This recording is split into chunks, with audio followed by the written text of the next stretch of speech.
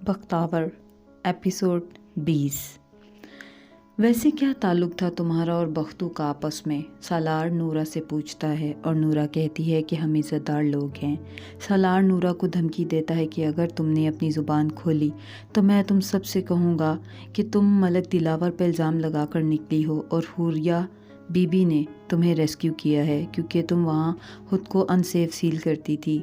नूरा वहाँ से चली जाती है। उधर नज़र बख्तू के घर आता है और दरवाजे पर रखा उसकी बेगम का नाम पता देखकर आग बगोला हो जाता है। उधर हुरिया और दिलावर की मेहंदी की रस्म चलती है। दुल्हन दूल्हे से कहती है कि तुम खुश नहीं हो इस शादी से, तुम एक अच्छे सियासतदान भी नहीं हो। उधर नूरा बख्तू से बात करना चाहती है और वहाँ सालार नूरा को बुलाता है और अपने कमरे में चाय लाने को कहता है।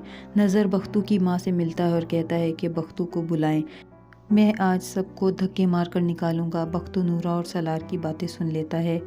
नज़र आज के आज कमरा छोड़ने का कहता है और चला जाता है। सालार और उसके दोस्त नूरा को चाय लेकर बर्फ़ लाने का कहते हैं। नूरा बख्तू से मिलती है और बख्तू से मना करता है कि तुम ये क्यों लेकर जा रही हो, मैंने कहा था ये जगह तुम्हारे लिए ठीक नहीं है। नूरा फिर भी बर्फ़ लेकर सालार के कमरे में चली जाती है।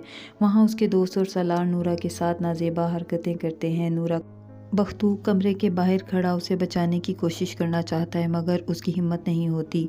नूरा अपनी इज़्ज़त बचाने के लिए सालार के टेरेस से छलांग लगा देती है। सालार फ़ौरन वहाँ से नीचे चला जाता है मगर बख्तू खड़ा देखता रह जाता है। सब वहाँ जमा हो जाते हैं और बख्तू को टेरेस पर खड़े देखकर समझते हैं कि ये सब बख्तू की हरकत है। सब बख्तू को पकड़ने के लिए भागते हैं और बख्तू भी वहाँ से भाग जाता है। बहुत मुश्किल से बख्तू अपने घर आन पहुँचता है और हुरिया और सालार अपने बाप के साथ बाहर खड़े परेशान होते हैं। बाप सालार की घबराहट को देखकर परेशान हो जाता है। बख्तू से उसकी माँ पूछती है कि क्या हुआ मगर बख्तू नहीं बताता।